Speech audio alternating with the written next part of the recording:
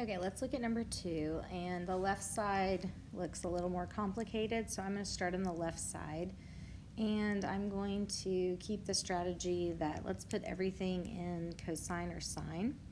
So I've got the cosine of x times cotangent, I could write as the cosine of x over the sine of x plus the sine of x.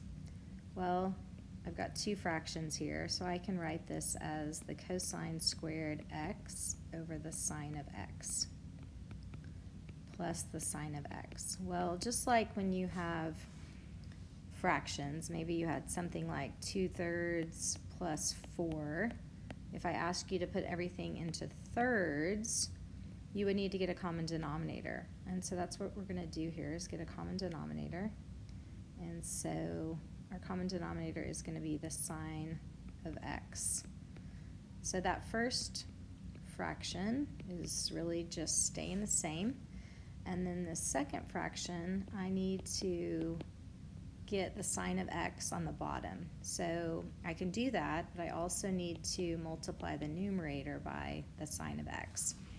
So I'm getting basically an equivalent fraction. So that's going to be, when I do the sine of x times the sine of x, I'm going to get sine squared of x.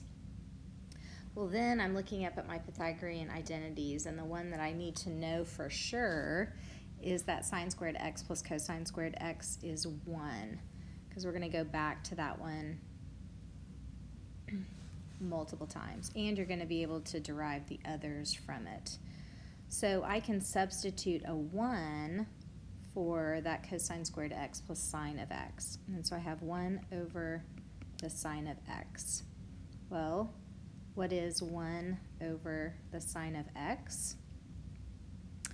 And I never put my equal sign, so I'm just going to put in my equals, equals, equals.